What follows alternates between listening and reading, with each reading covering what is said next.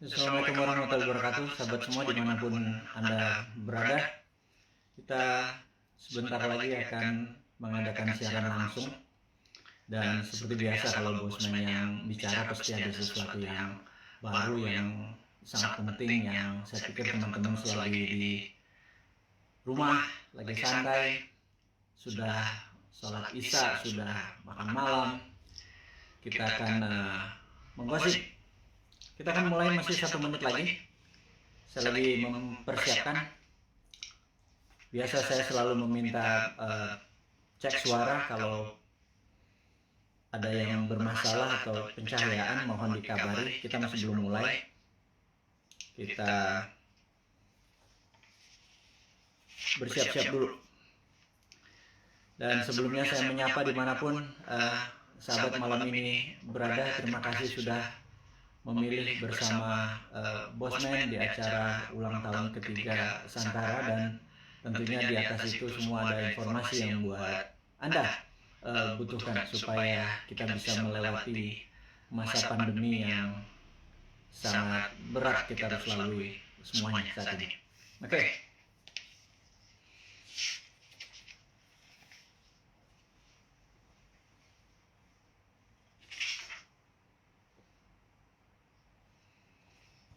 Oke, baik, sahabat semua. Assalamualaikum warahmatullahi wabarakatuh. Salam sejahtera, salam sehat semuanya. Dimanapun sahabat berada saat ini di seluruh wilayah Indonesia, mulai dari Sabang sampai Merauke. Kita tahu Jawa Bali saat ini masih PPKM level 4. Yang tertinggi itu berapa ya? Saya nggak tahu ya.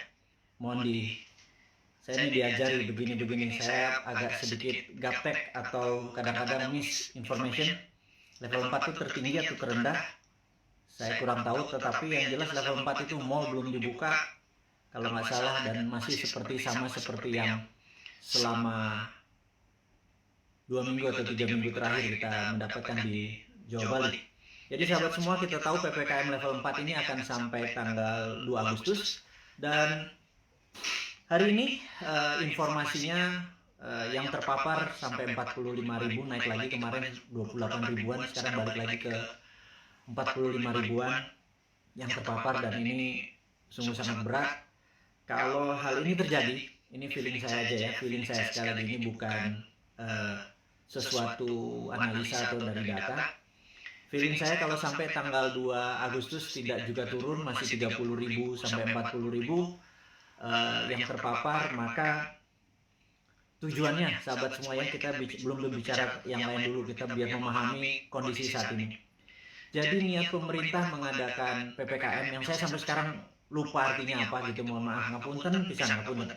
Jadi yang jelas adalah kita waktu awal-awal Juli itu kita terpapar 30.000, 40.000, 50.000. Kemudian pemerintah berharap kalau itu turun sampai di bawah 10.000 yang terpapar per hari, maka itu adalah masa PPKM dilepas dan kita kembali berkehidupan sosial seperti biasa, normal gitu ya. Dan ternyata setelah kemarin PPKM itu gagal membawa ke angka 10.000, kemudian diperpanjang lagi, dan sekarang diperpanjang lagi sampai tanggal 25, 26 diperpanjang lagi, sekarang diperpanjang lagi sampai 2 Agustus. Nah, yang diharapkan adalah dengan PPKM itu adalah pergerakan manusia, human movement adalah di bawah 50%. Tapi kalau bisa 70%. Tapi apa daya, faktanya hanya 15%, alias yang 80-an persen masih bergerak seperti biasa. Karena itu tidak ada perubahan yang signifikan, walaupun cukup ketat di sana sini membatasi, tetapi agaknya perut lapar dan kebingungan akan rekening di bank dan kantong menipis itu membuat logika beberapa sahabat kita yang 80% ini nggak bisa diam gitu ya, sangat bisa dimengerti. Dan pemerintah berat sekali kalau masih 15% yang berada di rumah, kemudian dicoba perpanjang lagi, dan faktanya hanya 20%-an yang berada di rumah, alias yang 80%-an masih keluyuran keluar, walaupun makanan, bisnis sudah tidak banyak dibuka lagi, dan masukan dari beberapa teman yang dulu pada saat di rumah dia pakai Gojek, pakai GoFood, pakai pesan-pesanan online, food online, ternyata rekening bulanannya meledak. Tidak bisa juga dia belanja tiap hari pakai food online, dan ini membuat mereka mengurangi belanja online, dan yang terjadi adalah banyak pengusaha yang pivot dari manual pindah ke digital, juga tidak dapat penjualan yang baik. Akhirnya banyak orang sekarang masak makanan di rumah. Jadi pebisnis yang tadinya pivot sebentar ternyata tidak survive juga. Itu adalah fakta-fakta yang terjadi. Jadi saya rangkum bahwa yang diharapkan adalah 50% orang berada di rumah, faktanya hanya 15%. Sampai 2 kali perpanjangan PPKM, tidak turun juga sampai di bawah 10.000, masih 40.000 yang terpapar per hari, 45.000 hari ini. Dan kalau begini terus sampai tanggal 2 Agustus, maka kemungkinan besar PPKM ini akan diperpanjang, baik itu di level 4 atau level 3, cabenya mungkin pedesannya agak berkurang. Tetapi kita harus melihat fakta, sebentar lagi 17 Agustus gitu ya. Di sini masyarakat bergerak lagi. Jadi kalau itu bergerak lagi, masyarakat bergerak lagi, itu tidak pernah turun-turun di bawah 10.000, dan berita buruknya PPKM akan berkepanjangan. Jadi saya pikir masalah pemaparan COVID dengan PPKM ini terbukti tidak efektif gitu ya. Nah, mungkin kalau di setiap rumah dikasih duit 5 juta per 2 minggu yang di daerah terpapar PPKM per kepala keluarga, mungkin mereka semua akan memilih diam, karena kalau mereka keluar mereka didenda 5 juta gitu ya. Kalau di dalam rumah dikasih 5 juta, jadi kalau keluar rumah dicas 5 juta. Mungkin orang Indonesia itu memang mungkin jangan-jangan nggak bisa dipanis atau nggak bisa dihukum. Yang orang Indonesia itu cocoknya adalah diberi hadiah atau diberi insentif. Jadi ya kepada kepala negara, pejabat saat ini, ya mbok pakai alternatif kedua, jangan dilarang. Kasih aja sudah duit, kasih vitamin gitu ya. Udah lepas aja, jangan-jangan ini pakai herd immunity, mungkin ya, karuan aja. Jadi ya vaksin diteruskan, vitamin dikasih setiap rumah, duit dikasih 5 juta sebulan gitu ya, mungkin mereka akan manut sama pemerintah dan gagasan-gagasan ini tadi. Oke.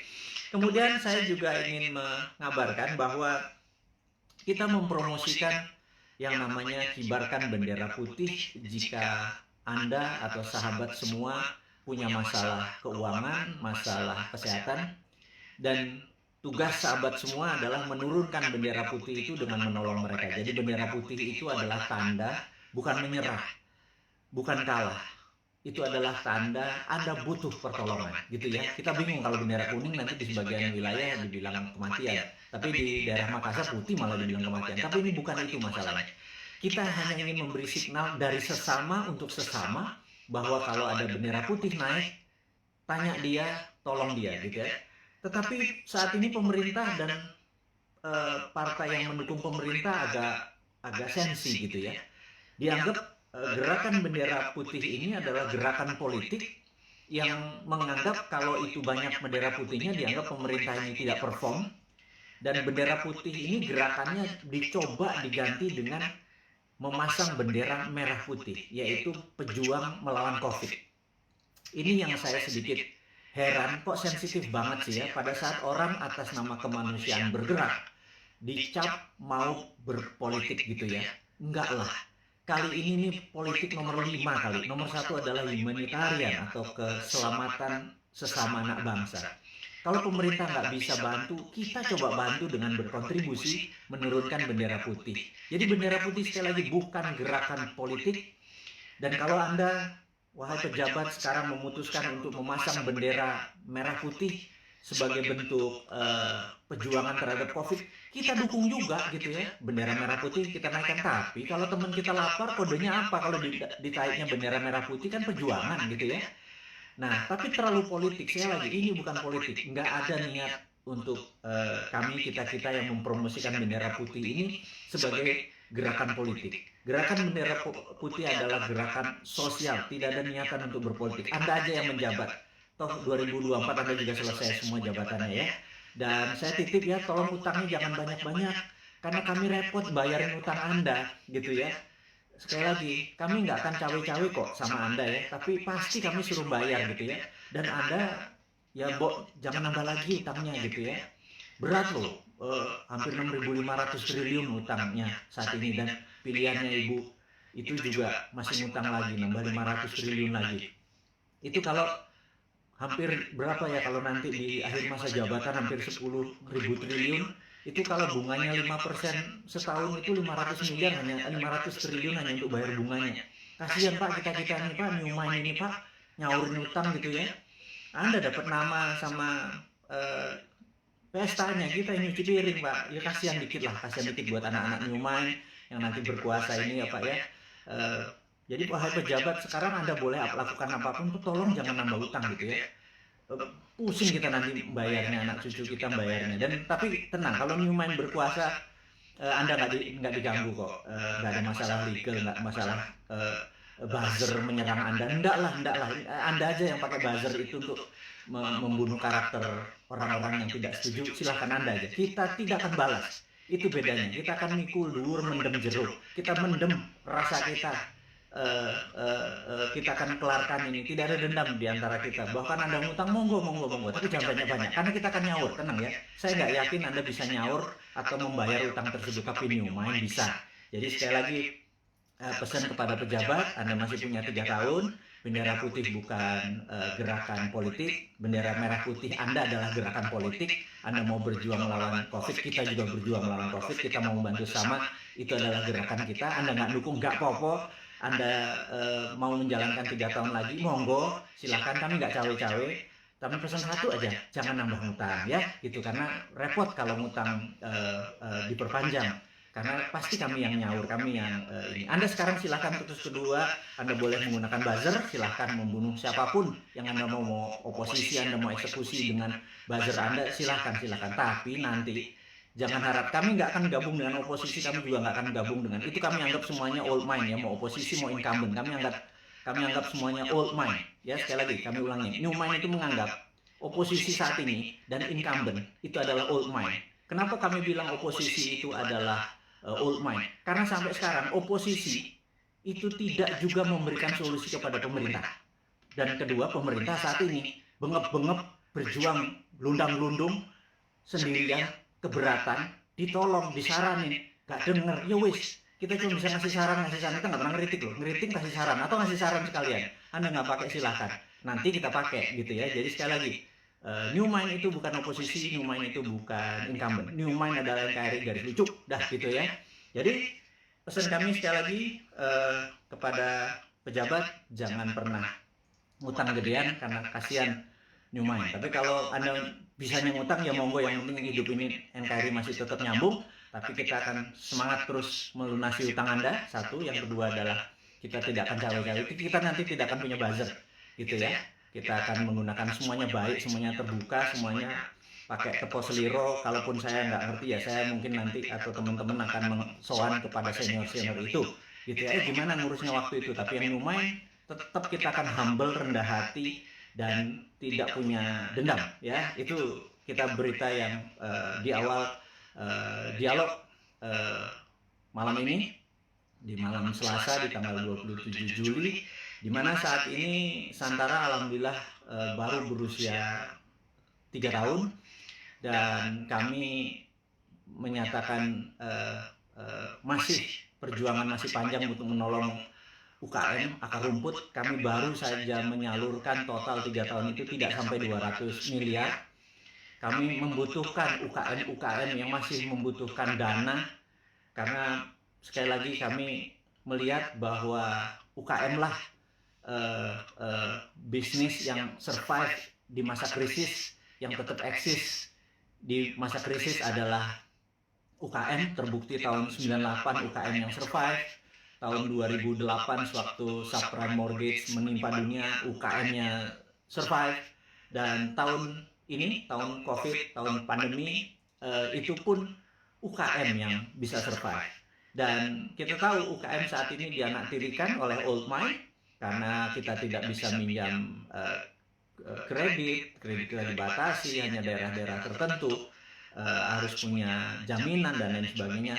Kalau sahabat punya masalah keuangan dan perlu pendanaan, Anda mau scale up, Anda mau meningkatkan penjualan, mau menambah cabang apapun itu, yuk UKM datang, kami Anda mendaftar hari ini 10.000 UKM pun Santara bisa menelan dan membantu itu semua. Kami akan gulung koming kerja keras seperti pemerintah saat ini membantu rakyatnya. Kita membantu sisi UKM-nya saja. Kami siap dan kami tadi rapat semua di keluarga besar Santara untuk mulai hari ini, tanggal 27 Juli 2021, 3 tahun usia Santara, kami siap tidak tidur siang malam, membagi jam kerja untuk membantu teman-teman agar UKM-nya bisa sukses, eksis di tengah krisis dengan pendanaan. Yang kedua adalah, kita tahu teman-teman investor, teman-teman yang mempunyai portfolio keuangan, kami sangat menyarankan Anda saat ini mungkin punya tabungan, deposito, punya mencari tempat investasi. Anda tidak perlu investasi besar yang beresiko, seperti misalnya di dunia properti Anda harus beli tanah dulu, seperti di usaha-usaha yang lainnya. Sementara uang atau modal Anda terbatas, katakanlah kecil, di bawah 10 juta, di bawah 20 juta gitu ya, di mana investasi yang lain besar-besar. Urun dana adalah kita bersama-sama bergandengan tangan membantu UKM. Jadi underlying uang kita adalah UKM, dunia nyata, dunia real. Jadi kalau Anda punya 10 juta, 2 juta, 1 juta, berapapun itu, kalau di deposito nggak ada artinya, ditaruh di ATM atau habis gitu ya, ditaruh di bini apalagi gitu.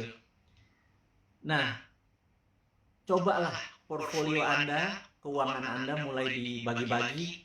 Jadi misalnya letakkan sedikit di UKM Santara. Anda bisa pilih, sebentar lagi listing-listing di Santara itu akan bertaburan. Pilih, Anda pilih sendiri. Di dalam investasi, Santara hanya penghulu. Santara tidak membuat menyarankan ini yang baik, ini yang buruk. Anda sebagai investor lah yang berhak memilih pasangan Anda. Kalau Anda adalah cowok investor, maka UKM adalah ceweknya gitu ya. Cari yang cantik, yang pinter, yang terus belajar gitu ya untuk jadi pasangan investasi Anda. Jadi saya sangat sarankan kalau Anda berminat menjadi investor di Santara, hubungi nanti di IG-nya Santara, ada nomor investor. Kalau Anda mau invest, Anda nggak usah pikir, wah saya nggak punya duit 100 juta, kita nggak butuh. Sahabat, kita yang butuh adalah uang-uang yang nganggur, yang receh, ketimbang ditaruh di tabungan Anda di celengan babi itu. Kenapa ya celeng gitu ya? Anda pindahkan aja 1.500.000 uang Anda itu, pindahkan ke UKM. Jadi ada dua hal. Satu, Anda bisa dapat dividennya. Dua, Anda menolong ekonomi saudara kita sendiri, para UKM. Jadi itulah filosofi Santara dan niat Santara untuk membantu. Dan Santara saat ini kami ingin melaporkan juga bahwa dalam 2-3 tahun ke depan, dan mulai dari ulang tahun yang ketiga ini, kita akan membuat Santara Internasional. Jadi Santara Viet di Vietnam, Santara Thai di Thailand, dan Santara Filipina. Itu 3 negara akan kita buat duluan. Jadi kita ingin Santara ini go internasional. Itu kita udah siapkan, kita udah ada mitranya. Jadi bukan hanya Gojek bisa di Vietnam, Santara pun bisa. Karena Santara punya keunikan, ini adalah equity crowdfunding pertama di Indonesia dan terbesar, dan kita bercita-cita ingin menjadi yang terbesar di ASEAN atau di regional. Dan ini hanya membuktikan bahwa Indonesia bukan jago kandang. Indonesia di bawah New Mind itu ekspor kita. Buktinya Santara, karena di Vietnam, di Thailand, dan di Filipina tidak ada. Jadi kita go global, company kita dari sana ya dong untuk dong ya. Jadi Vietnam untuk Vietnam, Thailand untuk Thailand. Dia hanya pakai softwarenya kita. dan mereka sangat antusias sekali. Nah, bayangkan kalau nanti ada 10.000 perusahaan Vietnam listing di Vietnam tapi di Indonesia cuma 1.000. Yang ada masalah adalah orang Indonesianya. Orang Indonesia akan mikir kali ya. Banyakan mikir, banyakan analisa, kepinteran kali ya, jangan-jangan. Karena itulah saya pikir ke depan, mbok kurangi mikir gitu ya. Berprasangka baik, banyak baca, terus banyak berdiskusi yang sehat. Jangan mengikuti buzzer nggak buat kita pinter gitu ya. Buzzer buat kita hanya jadi kuda-kuda terus, curiga terus gitu. Jadi sahabat semua, kita lanjut lagi. Santara Go Internasional ini dikawal oleh seorang profesional yang khusus untuk melaksanakan di bidang internasional ini, dan kami serius sekali untuk membuat Santara menjadi perusahaan regional gitu ya. Kemudian ada lagi yang menarik, Santara adalah satu-satunya yang maaf agak meler ini. Jadi Santara satu-satunya saat ini yang siap dengan secondary. Secondary itu begini. Kalau Anda invest, Anda ingin exit, itu exitnya bisa di secondary. Jadi investasi itu ada dua. Satu dari dividen, di mana Anda dapat benefitnya dividen. Dua adalah kenaikan dari nilai saham tersebut. Dan kenaikan nilai saham tersebut bisa dilepas di mana? Di secondary market. Jadi kalau Anda misalnya saat ini di IDX atau di Bursa Efek Indonesia, Anda membeli saham katakanlah BCA gitu ya, harganya lupa saya sekarang berapa, 30.000 atau 29.000 kali. Begitu Anda membeli, suatu hari harganya menjadi 30.000 atau 31.000, ada untung 1.000-2.000 perak.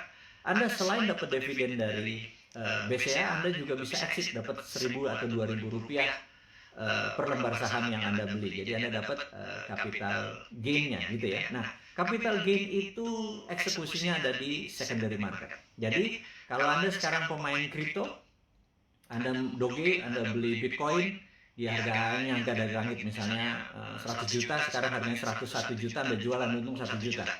Itu namanya secondary market. Anda melepas secondary market. Nah, sebentar lagi Santara akan meluncurkan secondary market. Izin kita dari OJK sudah lengkap. Jadi bisa dibayangkan, saat ini ada 1 juta sahabat kita yang bermain di kripto gitu ya. Uangnya tentunya saham-saham internasional. Koin-koin yang Anda main adalah koin internasional. Jadi uang Anda sebenarnya menguntungkan negara lain. Terus kemudian di Bursa Efek Indonesia juga ada sekitar 1,2 juta investor yang setiap hari ada di floor saham untuk jual beli sahamnya. Dan kita berharap sewaktu Santara secondary-nya dibuka, itu adalah teman-teman yang portfolio keuangannya tadi bermain mengharapkan capital gain. Anda bisa menolong UKM karena yang Anda beli adalah saham UKM. Benar-benar ada sektor realnya, yaitu membantu sahabat UKM di Indonesia. Dan apa yang terjadi kalau di Vietnam, Thailand, dan Filipina kita bisa bersama-sama, ini terlalu mulus kalau kita bilang sekarang ya. Anggap 3-4 tahun lagi lah sampai 2026, 2027. Itu kita akan menjadi the biggest bursa UKM di dunia. Dan ini akan membuktikan bahwa Indonesia sekali lagi bukan jago kandang. Indonesia memang layak 2045 menjadi superpower country. Sekali lagi, Indonesia tahun 2045 layak menjadi superpower country. Sayangnya saat ini ya, sudah 20 tahun kita dipimpin oleh 3 kepala negara. Kita belum juga per hari ini menjadi negara superpower ya.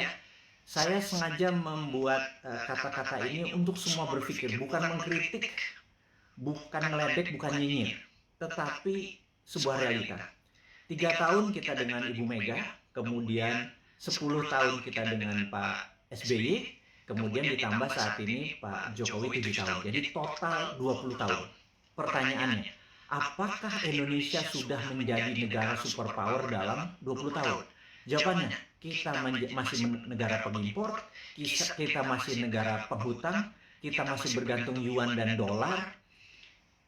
Apakah itu dikatakan negara superpower gitu ya? Defisit neraca perdagangan kita sama Tiongkok membesar gitu ya. produsen kita juga bukan barang-barang yang nilai tambah, tetapi masih bahan baku atau komoditi. Apa yang terjadi? Ini loh yang kita mau tanya. Wahai sahabat semua, yuk kita mikir bersama ya. Kita mikir bersama. 20 tahun kita sudah dipimpin oleh pemimpin besar. Ibu Mega adalah pemimpin wanita yang powerful. Pak SBY gitu ya, juga sangat powerful. 10 tahun dia memimpin. Kemudian Pak Jokowi juga sangat powerful. Sudah 7 tahun dan masih 3 tahun lagi. Total 20 tahun saat ini. Pertanyaannya kita, apakah sudah jadi negara superpower? GDP per kapita waktu Bu Mega itu adalah 1.700. Kemudian sama Pak SBY dibikin sekitar 3.700. Kemudian saat ini Pak Jokowi naik 15%. 7 tahun naik 15%, jadi sekitar 4.000-an gitu ya. Kalau Pak SBY naiknya 220%. Kemudian Bu Mega naik sekitar 15% dari 3 tahun. Jadi saat ini kita ulangi lagi, apakah Indonesia menjadi negara superpower selama 20 tahun 3 presiden ini berkuasa? Nah, kemudian di 2024 para calon-calon yang ada itu genre politiknya adalah mirip dengan ketiganya. Misalnya kita sebut aja Pak Prabowo yang dia adalah ke Ibu Mega gitu ya.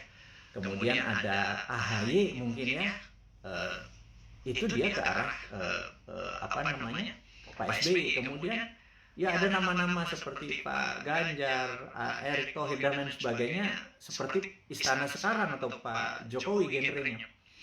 Apakah dengan mereka menjadi presiden 2024 sekarang yang ada di etalase politik sekarang ini, apakah selama 20 tahun ke depan akan membuat Indonesia menjadi negara superpower? Tanya deh, gitu ya. Anda kan ngefans tuh ya sama Pak Ridwan Kamil, ngefans sama Pak Ganjar. Nggak salah ngefans sama mereka. Saya juga ngefans loh, teman saya semua gitu ya. Tanya, 5 tahun dengan mereka, 10 tahun dengan mereka itu akankah membuat Indonesia menjadi negara superpower gitu ya? Nah, pertanyaan berikutnya. Emang ada negara dalam 20 tahun menjadi negara superpower gitu ya? Itu kan, ini Sontoloyo ngomong doang lu si bosman ini, emang ada negara dalam 20 tahun menjadi negara superpower? Oke. Saya ini membaca buku cukup gila gitu ya, dan dari video IG live terakhir dan hingga saat ini saya lagi membaca buku Deng Xiaoping the Transformation of China dari Ezra Vogel. Bukunya 700 halaman, saya baru baca 500 halaman. Very powerful sekali Deng Xiaoping ini. Dan ini yang saya mau ceritakan, apakah dalam 20 tahun memang ada negara menjadi superpower? Oke, jawabannya adalah begini. Sahabat semua, di tahun 1918 Perang Dunia Pertama berakhir. Dan disitulah Jerman kalah perang. Jerman harus menanggung hutang atau biaya Perang Dunia Pertama yang rusak tadi ke negara pemenang perang. Jadi sudah Jermannya miskin, Jermannya harus membayar kerusakan yang dia buat. Jadi Jerman kalahnya 2. Udah rata tanah di Jermannya, Jerman harus bayar utang. 1918. Kemudian 1933 Jerman menyerang Polandia. 36, 39 masuklah Perang Dunia Kedua gitu ya, sampai tahun 45. Udah, kita sederhanakan aja. Dari 1918 sampai 1938 itu 20 tahun. Jerman menjadi negara superpower. Betul nggak? Dia bisa mengalahkan Eropa kok dalam 20 tahun dari negara miskin, dari nol. Pertanyaannya, apakah waktu Jerman selama 20 tahun itu untuk menjadi negara superpower, Jerman ngutang IMF? Jerman minjem yuan? Jerman pakai teknologinya Tiongkok? Mikir nggak tuh? Ada nggak sih yang mikir? Apakah Jerman dagang? Jual 10 modal 5. Untung 5 ditabung untuk membangun Jerman yang modern, membuat alat perang yang kencengnya bukan main, membuat kekuatan militer dan bangunan terbesar di Jerman hanya dalam 20 tahun. Saya ulangi lagi, pakai IMF, pakai ngutang, pakai yuan, enggak kan? Oke, mulai nemen ini bosman ini kalimatnya, nyindir tapi ya biar logik lah. Pengagum-pengagum pejabat sekarang tuh biar mikir gitu lah. Bukan saya ngenyek gitu ya, saya cuma ngingetin. Karena nggak ada yang tahu tuh, nggak ada yang ngomong juga gitu ya. Apa karena terlalu sibuk saat ini banyak cuan yang mereka harus bagi-bagi sehingga lupa belajar gitu ya. Ya wis, bosman aja yang baca, bosman yang belajar, saya kasih ke teman-teman semua gitu ya. Berikutnya adalah Jepang 1945, Jepang rata tanah. Jepang rata tanah. Hiroshima Nagasaki itu rata tanah. Pusat perdagangan dia udah nggak produksi lagi. Kemudian 1964, 19 tahun, ada yang namanya Olimpiade Tokyo. Seperti sekarang nih, ada Olimpiade Tokyo. Anda harus nonton. Waduh, itu atletnya model semua itu. Ada Alika Smith, ada Robin dari Kanada, dari Jerman. Udahlah, Anda nonton lah. Jangan kebanyakan nonton acara sinetron di Indonesia, itu nggak ada pelajaran apa-apa itu. Sekarang udah sehat, kita semangat nonton ya Olimpiade yang saat ini ada di Tokyo gitu ya. Oke, balik lagi ke selama 19 tahun, kemudian tahun Jepang membangun di tahun 1964, Jepang mengadakan Olimpiade Tokyo, dan itu adalah Olimpiade modern pertama di dunia. Atlet-atlet yang datang ke sana terkagum-kagum, kok bisa Jepang menjadi negara yang sangat maju gitu ya dalam tahun 64 itu. Dan kemudian tahun 80-an alias 20 tahun setelah itu, kita bicara tahun 80-an, ada Sony, ada Toyota, itu menguasai dunia seperti China sekarang. Jadi ternyata bisa tuh menjadi negara superpower dalam 20 tahun gitu ya. Nah, kemudian tahun 79, Tiongkok jangan tanya, Tiongkok rata tanah. Mao Zedong itu merusak semuanya, membakar orang-orang pinter, buku dibakar. Sampai orang yang Mao Zedong tidak sukai berkuasa atau mendapat kesempatan memimpin yang namanya Deng Xiaoping. Deng Xiaoping ini dalam pidatonya sering mengucapkan kata-kata demokrasi, sangat menarik. Demokrasi ini bukan berarti hanya pemilihan langsung, tapi demokrasi ini adalah semua orang yang berprestasi itu boleh mendapat jabatan yang tertinggi. Jadi orang berprestasi bukan karena dia membantu pemenangan terus dijadikan komisaris, bukan ya, bukan seperti itu ya. Jadi benar-benar berdasarkan merit atau prestasi, namanya meritokrasi. Nah, demokrasi ini adalah membebaskan semua orang yang berprestasi untuk menduduki jabatan tertinggi. Nah, Deng Xiaoping memepet Ronald Reagan di tahun 80-an, dan Amerika banyak membantu Deng Xiaoping yang mengatakan dia akan mengikuti apa yang demokrasi, negara demokrasi mau. Ini yang saya bilang dia main tiga kaki. Kemudian dia harus memilih, dia berpihak ke Rusia, Soviet, atau ke Amerika. Dia main dua kaki. Ke Soviet sesama komunis, ke Amerika pura-pura itu demokrasi. Di tahun 1989, Deng Xiaoping menghadapi sebuah dilema yang besar di mana demokrasinya meminta banyak korban, dan disitulah ada dua pilihan: soft power ikut demokrasi atau hard power China mulai berdiri sendiri. Akhirnya Deng memilih pilihan kedua, disikat 10.000 mahasiswa di Tiananmen Square, dan disitulah muncul Tiananmen Papers. Jadi efeknya adalah seluruh investor keluar dari Tiongkok pada saat itu, China alone, China sendirian. Di tahun 89, para petinggi PKC, Partai Komunis Cina, memutuskan fuck IMF. Kalimat gue ngomong ini gak apa ya. Kemudian dia mengatakan waktu ada Tiananmen, Gorbachev itu ada di Tiongkok. Deng Xiaoping di bukunya bilang Gorbachev goblok katanya gitu. Nah, akhirnya benar, perestroika dan glasnost-nya Gorbachev merubuhkan Uni Soviet gitu ya. Sementara Deng Xiaoping dengan protokol Tiananmen-nya membuat China 89 ya, sendirian, semua ditinggalin sama perusahaan-perusahaan asing. Dia mulai memprinting renminbi dengan yuan dan lain sebagainya, itu udah saya lama ceritakan. Puncaknya adalah tahun 2008 pada saat Olimpiade Beijing. Jadi tahun 1989 sampai 2008 adalah 19 tahun. Oke, kita buletin aja. 20 tahun. China menjadi negara superpower. Sekali lagi, Sejak saat itu sampai sekarang 20 tahun kemudian 2013 China punya policy mulai ofensif, mulai menyerang, mulai keluar untuk membuktikan kedikjayaannya dia. Selama 30 tahun Tiongkok adalah negara trader terbesar di dunia. 200 tahun terakhir Eropa masuk ke Shanghai, ke Beijing, dikasih narkoba, opium, membuat goblok orang-orang Tiongkok, dan membuat Deng Xiaoping bilang, kita harus merebut balik. Kemudian apa yang terjadi 20 tahun setelah tahun 89, tahun 2008 adalah puncak ekonominya Tiongkok, dan sekarang dia terus berjalan 20 tahun kemudian. Dalam 40 tahun, Tiongkok kembali menjadi negara trading terbesar di dunia dan negara kedua terkaya setelah Amerika. Sekali lagi, sahabat semua, ini membuktikan bahwa dalam 20 tahun harusnya Indonesia bisa menjadi negara superpower.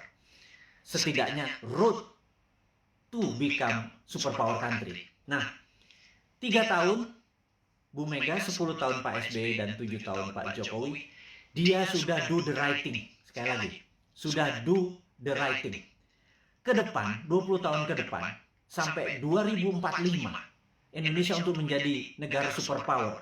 Apakah genre old mind Anda masih mau pakai? Kalau Anda mau pakai ya silakan, karena ini kan demokrasi, gitu ya. Tetapi kalau Anda mau memakai new mind, ini persis seperti apa yang Tiongkok lakukan, seperti Jerman lakukan, seperti Jepang lakukan. New mind punya konsepnya. Monggo, yang menjadi presiden yang sekarang ada di etalase, monggo. Tetapi kalau mau pakai konsepnya new mind, kita sudah lengkap. Inilah sahabat semua, sahabat-sahabat Bosman, kaum Sontoloyo dari Republik Sontoloyo ini. Saya minta Anda semua sekarang mempromosikan ini semua. Bukan karena Bosman mau jadi presiden. Enggak, lupakan. Enggak penting. Yang penting kita cuma sejahtera. Untuk sejahtera itu harus punya konsep menjadi negara besar di tahun 2045. Gitu ya. Nah, untuk itu sekali lagi sangat rinci. Gimana caranya? Yaitu contohnya adalah kita tahu UKM saat ini 97% angkatan kerja itu adanya di UKM. Saya ulangi lagi. 97% angkatan kerja itu ada di UKM. Gara-gara pandemi, 9,7 juta sahabat kita menganggur. Karena Pak UKM yang terpukul. Berikutnya, UKM saat ini belum menjadikan karpet merah difasilitasi oleh pejabat negara. Karena kita belum bisa berdaulat UKM itu. Padahal ada lebih 50 juta UMKM ya, dari mikro, kecil, menengah yang menghidupi 97% angkatan kerja. Jadi, kalau angkatan kerja ini mau mendapatkan lapangan kerja, bukan perusahaan besar yang dikasih pendanaannya, tetapi perusahaan UKM, gitu ya. Nah, Santara saat ini hadir untuk membuktikan bahwa konsep new mind itu berjalan. Dari kita untuk kita, dari sesama untuk sesama. Ingat, bendera putih adalah dari sesama untuk sesama. Kita nggak perlu IMF, kita nggak perlu Yuan, kita nggak perlu Jepang, kita nggak perlu Amerika, kita nggak perlu Tiongkok. Setuju ya? Dari kita untuk kita, itu bendera putih. UKM juga harusnya dari kita untuk kita. Jadi investor receh masuk 2 juta, 200 ribu, 500 ribu. Tolong angkat itu UKM. Ada jutaan UKM yang mau kita angkat. Ada jutaan sahabat kita juga punya duit nganggur gitu ya. Gabungkan semua. Santara hanya platform. Santara bukan membuat UKM besar. Yang buat UKM besar ya para UKM-nya. Yang buat kaya adalah investor itu pilih UKM yang benar. UKM itu marginnya itu jauh lebih besar dari perusahaan-perusahaan besar. UKM itu mungkin bisa 30%, 40% gitu ya. Dan inilah yang saya harapkan teman-teman portfolio keuangan Anda. Sekali lagi, bagilah kalau Anda punya 10 juta, 9 juta Anda taruh dimanapun boleh. 10%-nya taruh deh di UKM. Anda membantu UKM, 10% membantu UKM. Kalau saat ini uang beredar adalah 6.000 triliun, 10%-nya masuk ke UKM atau 60 triliun. 60 triliun itu untuk menghidupi UKM itu adalah dari kita untuk kita. Itu kita negaranya berdikari, nggak kita jadi ekspor, kita nggak ngutang gitu loh. Nah, sahabat semua, di ulang tahun Santara ketiga dengan berapi-api si Bosman Sontoloyo ini ngapunten minta izin tanpa niat menyinggung siapapun, tetapi kita mengkritik diri kita sendiri bahwa yuk 20 tahun kita ucapkan terima kasih kepada pemimpin-pemimpin kita yang telah membawa kita ke saat ini, kita masih utuh negaranya, dan ke depan kita harus mempunyai konsep baru. Konsep baru ini adalah yang kita akan lakukan adalah membangun akar rumput, gitu ya. Membangun akar rumput ini adalah bisnis akar rumput, kita bantu adalah investor akar rumput, kita bantu. Jadi itu adalah informasi, dan ini terakhir berita internasional. Jadi ada 3 step tadi ya, lokal tentang pandemi, bahwa kita belum melihat pandemi ini akan berakhir sampai habis 17 Agustus sampai Agustus, belum melihat. Kalau ditambah tadi masih itu, jadi kita harus melakukan strategi-strategi. Tetapi, nah ini kita harus bicarakan tidak selalu sisi negatifnya, selalu setiap hoax itu ada setiap jatuh itu ada naik gitu, setiap jatuh pasti ada peluang. Nah, sahabat semua, kita mau mengingatkan bahwa kapan moment of greatness dari Indonesia itu. Moment of greatness adalah mulai Oktober 2022. Bukannya jauh ya, itu akan dekat sekali. Kenapa? Karena G20 akan diselenggarakan bulan Oktober di 2022. G20 ini adalah government 20 negara akan hadir, di mana saat itu ini adalah moment of greatness dari bangsa Indonesia untuk membuktikan bahwa kita negara yang layak untuk dijadikan tuan rumah. Dan pada saat itu kita harus menyiapkan, sahabat semua, menyiapkan sesuatu untuk momen sebesar ini. Itu tidak semalam atau 2 malam, itu menyiapkannya dari sekarang ini. Jadi peluangnya besar sekali. Dan kita mau minta deal dengan dengan Pak BUMN, Pak Erik, dengan Pak Sandiaga Uno untuk acara G20 itu 80%-nya adalah UKM yang memberikan kontribusi bantuannya, gitu ya. Nanti kita akan deal bersama-sama nih. Kemudian ada berita internasional sekarang. Kita mau duluan. Nomor 1 adalah kita menginformasikan bahwa kemungkinan besar Biden akan resign. Nah ini bosman kalau ngasih informasinya rada-rada langitan sedikit. Bukan apa-apa. Karena berbisnis, bernegara, itu kita bukan hanya menyadari kekuatan politik lokal atau minat dari lokal, bahwa kekuatan asing itu patut dipertimbangkan, gitu ya. Dan kita tahu cara berpolitik 7 tahun terakhir ini kental politik lokal, gitu ya. Tidak peduli sama politik luar negeri. Bahwa misalnya kita sangat miring ke Tiongkok, gitu ya. Seakan-akan di dunia ini negara cuma Indonesia dan Tiongkok, gitu. 190 negara lain nggak kenal tuh. Emang ada negara Nauru ya, emang ada Solomon Island ya, emang ada negara Sri Lanka ya, gitu ya. Ini saya suka heran gitu ya, kok negara Tiongkok apa-apa Tiongkok gitu ya. Nah, kita cuma mengingatkan itu kan old mind, cuma 1 negara yang ada di kepala mereka. Kalau new mind negara 190 negara gitu ya. Nah, kita harus melihat bahwa kemungkinan besar Biden akan resign. Hanya sekedar mengingat bahwa kita tahu Trump waktu kalah itu ada yang mengatakan 4 negara bagiannya direkayasa, dan pada saat malam sebelum pelantikan Biden melakukan lobby, dan ini saya ceritakan kepada sahabat semua ke Pentagon. Dan Pentagon agaknya mempunyai limit terhadap Biden karena dia dianggap lemah, dan Amerika tidak bisa menang perang lawan Tiongkok kecuali Biden dilengsarkan dengan alasan kesehatan. Ya, ini sekali lagi. Kemudian naiklah Kamala Harris, dan ini kuncinya, siapa yang jadi wakil presidennya Kamala Harris, that's the key. Saya nggak bisa kasih tahu sekarang karena saya memang nggak tahu. Tetapi ini harus menjadi perhatian sahabat semua, jadi bahan renungan bahwa oh iya, bernegara itu ada negara besar gitu ya. Karena dolar saat ini menguasai 65% transaksi dunia, dan itu namanya Amerika. Yuan saat ini cuma 1%-an yang namanya Tiongkok gitu ya. Terus kenapa transaksinya pakai yuan? Kita juga nggak ngerti kadang-kadang. Terlalu pintar mungkin ya, karena banyak prestasi. Jadi kita nggak nyampe ilmunya. Oke, kemudian kita mau mengingatkan adalah begitu Biden nanti resign atas nama kesehatan, maka di sini Tiongkok yang mulai ketar-ketir.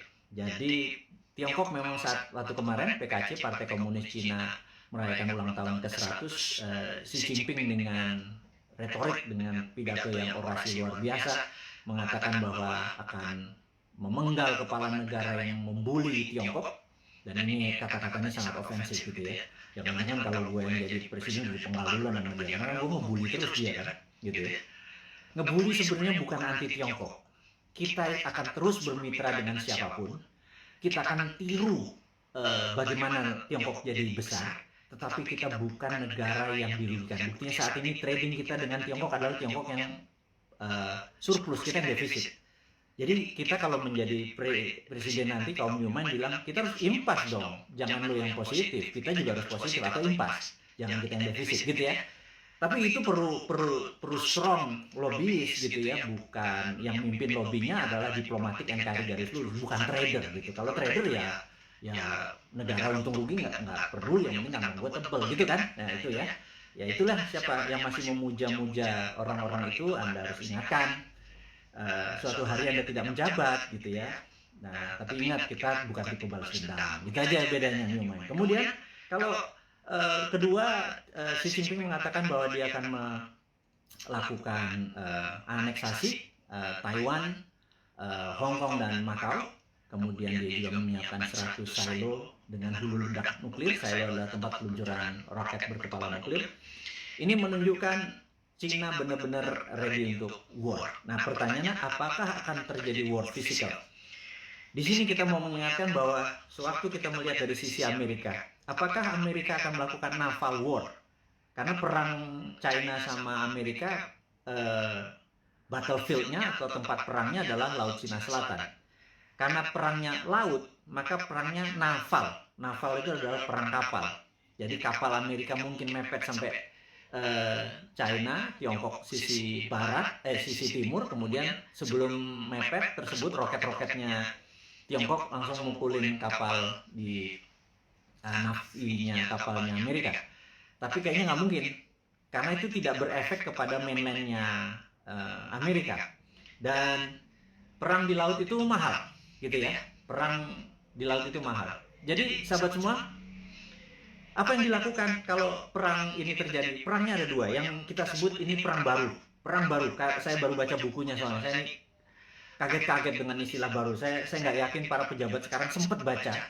Jadi ya udah kita ajarin aja mereka dengan ini, namanya invisible war atau perang yang tidak terlihat.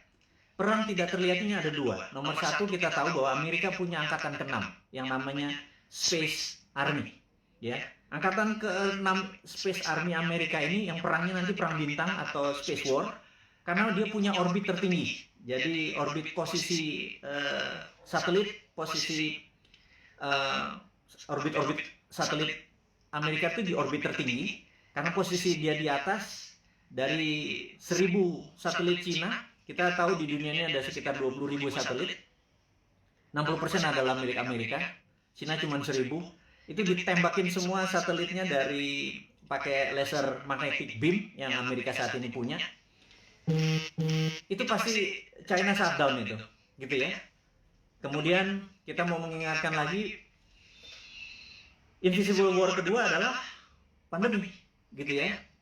Jadi dihajar dengan pandemi di sisi bawah, di atas, di yang tidak kelihatan juga di sisi battle space, perang udara. Nah, teman-teman, apapun yang terjadi perang antara dua gajah itu, jangan Pelanduk mati di tengahnya, jangan Indonesia mati di tengahnya.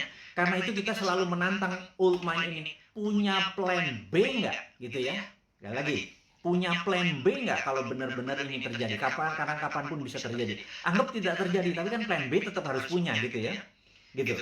Misalnya kita tanya lagi, kalau vaksin yang 150 juta sudah divaksinin semua warga Indonesia, tetapi tetap aja COVID tetap merajalela, punya plan B nggak? Gitu ya. Nah kalau nggak punya plan B, ini bernegara model apa sih kalian itu gitu ya? Nggak ngerti geopolitik luar negeri, nggak ngerti pandemi, bahwa itu adalah war tool, strateginya adalah gagap gitu ya. Kita sekali lagi, ini bukan mengkritik, ini mengingatkan bahwa kesadaran bernegara dari kaum Newman itu tinggi. Kita ini patriotis semua nih kaum Newman ini. Kita nggak pernah menyalahkan tanpa solusi. Gitu. Kita ngeritik barusan aja, nyinyir sedikit, tetap ngasih solusi gitu ya. Nomor satu solusinya apa? Itu kita kasih berita internasional bahwa Biden mungkin resign, China sama Amerika mungkin eskalasi perangnya akan tinggi. Kemungkinan perangnya adalah invisible war, yang satu pakai space orbit tertinggi dan kemudian pakai COVID atau pandemi gitu ya. Kemudian perang ini dengan COVID ini akan panjang gitu. pertanyaan berikutnya adalah, setelah pandemi ini masih ada perang nggak? Karena saat ini masuk perang dunia ketiga sesungguhnya. Perang dunia ketiga itu ada common enemy, ada musuh bersama. Kalau dulu Jerman di perang dunia pertama, kemudian Jerman dan Jepang di perang dunia kedua. Common enemy kita atau musuh bersama kita saat ini adalah pandemi. Seluruh dunia kena pandemi. Jadi kita ini harusnya udah masuk kategori war. Dan invisible war tentunya. Musuh kita tak terlihat. Ini kita harus gandengan tangan sesama apa namanya, human atau homo sapien ini, sesama makhluk yang namanya manusia ini gitu ya. Jangan lagi bilang membeda-bedakan agama, ras, suku dan lain sebagainya, negara. Jadi untuk perang lawan pandemi ini kita benar-benar satu saudara semuanya. Nah, yang harus diingatkan lagi adalah setelah pandemi ini kemungkinan besar, dan kita udah ngomong tahun lalu, kemungkinan besar ada yang namanya climate war atau perang cuaca. HAARP atau HARP saat ini sudah mulai saling tembak. Dan dulu selama 10 tahun biasanya di Alaska antara Rusia sama Amerika. Nah, HARP ini, Amerika pernah nembakin HARP ini membuat kelangkaan gandum, sehingga gandum di Timur Tengah kurang karena tidak bisa disuplai oleh Rusia. Rusia dikerjain, waktu itu kering kepanjangan. Kelaparannya di Timur Tengah membuat peristiwa Mesir terjadi gitu ya. Ini semua ada relasinya dan sudah berhasil merubah. Jadi climate war ini akan membuat kelangkaan pangan. Nah, itu dunia ya, bukan Indonesia saja. Indonesia ini punya kelebihan, yaitu punya 2 musim, musim hujan, lupa gua, musim durian juga masuk harusnya, musim kawin segala macam, lupa gua. Jadi bukan musim hujan dengan musim kemarau saja. Indonesia ini 90% wilayahnya mengandung air, H2O maksudnya. Kemudian alamnya ada vulkanik, tektonik, dengan setiap saat Allah memberikan, alam memberikan pupuknya. Kemudian kita juga memiliki laut yang menghasilkan ikan. Kita ini komplit sehingga Indonesia bisa menjadi, seharusnya kalau di bawah Newmine nanti, Indonesia menjadi the biggest food country. Kita akan banyak membangun food estate. Itu adalah solusi. Dimana pada saat selesai pandemic war, perang ini, kita akan menghadapi perang cuaca atau climate war, dan kita harusnya menjadi rule the world dengan cara itu. Jadi 2045 Indonesia benar-benar menjadi negara superpower gitu ya. Itu kita kasih bocoran-bocoran seperti ini terus untuk mengingatkan bahwa udahlah 20 tahun ke depan bisa Indonesia menjadi superpower, tetapi tidak bisa dengan cara old mind, dengan cara new mind. Ini loh konsepnya new mind, kita berikan papersnya, kita berikan konsepnya, kita berikan orang-orangnya juga. Kalau Anda nggak, ini kita sepaket kok. Kita sering diskusi, kita banyak, ada sekitar 50-an sahabat-sahabat Bosman, berapa profesor zaman. Terus saya bukan sendirian, mana mungkin sih saya bisa buat video setiap hari segitu banyak, dan ilmunya adalah ilmu terupdate. Itu kalau nggak dengan profesor-profesor yang berada di sekeliling saya yang benar-benar mencintai tanah air ini dan benar-benar memahami geopolitik dan geostrategi. Itulah para kontributor yang terus membuat Newmine selama 3 tahun ke depan menjadi pintar. Yang saya harap sih sebenarnya saat ini kan masih 3 tahun, yang old mind minggir, sekitar 30 menteri minggir, menteri-menteri Newmine masuk gitu ya. Tapi ya benar-benar harus versinya Newmine. Nomor 1 misalnya BI kita bubarin di bawah, masuk di bawah Menteri Keuangan jadi Dirjen Moneter gitu ya. Waduh, kalau kayak gitu mah waduh, kita printing money, kita kasih ke UKM produksi tentunya, bukan UKM non produksi, UKM produksi dulu supaya tidak terjadi inflasi. Inflasi adalah kalau uang beredar tidak sama dengan produksi, jadi uang beredar harus sama dengan produksi. Berapapun uang dicetak selama produksinya sama tidak ada inflasi. Kecuali ilmu lama ya, ilmu supaya kita ngutang terus dengan IMF itu nggak boleh printing money. Ya, itu ilmunya old mind. Monggo silahkan, masih 3 tahun lagi. Atau mau sekarang mau dibantu sama kita boleh, minggirlah 30 orang itu atau minggir semua kabinetnya. Masuklah generasi Newmine ini. Nah kalau enggak ya udah kita nunggu 3 tahun lagi. Tapi sekarang selama 3 tahun kita minteri 200 juta saudara kita debat ilmunya Newmine dengan old mind, kita debat, kita buka. Dan sahabat semua, Anda adalah pahlawan-pahlawan 4.600 ini orang yang mendengarkan Bosman saat ini. Anda adalah orang-orang yang luar biasa yang punya ilmu ini, yang Anda saya yakin Anda berdebat dengan siapapun, Anda udah punya basic ilmunya yang luar biasa. Nah terakhir saat ini informasinya sahabat semua, entah bagaimana di YouTube itu banyak sekali cerita tentang Satrio Piningit gitu ya. Ini saya mau meluruskan lagi. Satrio Piningit adalah dulu Jayabaya menyatakan pada saat ada goro-goro dan corona ini dianggap goro-goro yang meruntuh lantakan dunia, ini akan muncul Satrio Piningit atau Satrio yang dipingit gitu ya, dipingit, diumpetin gitu ya. Dan ada yang mengatakan Bosman ini video-videonya dia keluar tapi orangnya nggak keluar. Ini jangan-jangan Satrio Piningit. Saya bilang ini kurang ajar ini. Saya bilang jangan pernah menyebut Satrio Piningit itu Bosman. Nggak ada urusan, sekali lagi. Saya nggak pengen disamakan karena niat saya bukan begitu gitu ya. Terus ada yang bilang bahwa Pak Soekarno itu Jawa Timur atau Majapahitan, Pak Harto Jawa Tengah atau Mataraman gitu ya. Kemudian Pak SBY adalah Jawa Timuran, Majapahitan, Pak Jokowi Jawa Tengah, Mataram. Sekarang sudah masanya balik lagi ke Jawa Timur, Majapahitan, Bosman, arek Jawa Timur, terus cocok Majapahitan. Saya bilang lo gila, lo analisa kayak gitu jangan ya. Tolong hal-hal seperti begini jangan diucapkan karena itu nggak penting gitu ya. Memang itu folklore atau cerita rakyat. Tapi sekali lagi nggak begitu. Yang jelas kita ke depan lebih mementingkan kebersamaan kita, dan siapapun yang jadi presiden nanti kalau bisa adalah mereka-mereka yang punya new mind. Jadi sahabat semua dimanapun Anda berada, saya ucapkan terima kasih sudah bersama-sama Bosman selama 1 jam ini. Kita ucapkan selamat ulang tahun Santara kepada kru dan kepada teman-teman yang membantu Santara selama 3 tahun ini. Saya ucapkan terima kasih. Dan kepada Santara kedepannya juga saya ucapkan semangat terus. Dan kepada sahabat semua, bantulah sesama-sama UKM. Dan kepada Anda UKM yang memerlukan dana, pergilah ke Santara. Dan kepada investor-investor Anda seperti saya yang receh-receh ini, monggo portfolio Anda masukkan ke Santara. Kemudian kita mengingatkan bahwa momen kita adalah G20, yaitu Oktober 2022. Yuk kita bareng-bareng membantu UKM. Kemudian kita tahu bahwa pandemi ini masih lama karena memang didesain atau pandemik atau pandemi yang diplan, yang direncanakan, ada yang ditarget. Kita terus menjaga kesehatan, dan kepada tenaga medis, tenaga kesehatan, kami semua di belakang Anda, jangan pernah menyerah. Terima kasih Anda sudah memberikan hati Anda, tenaga Anda. Saya dan kami cuma bisa mendoakan bahwa terbaik buat Anda, keselamatan buat keluarga Anda, terus menjaga kesehatan. Dan kepada sahabat semua di Indonesia dan dimanapun Anda berada, kaum NKRI garis lucu ini, teruslah mendoakan kita supaya menjadi yang terbaik, saling membantu sesama. Hairul kalam, saya ucapkan terima kasih. Wassalamualaikum warahmatullahi wabarakatuh.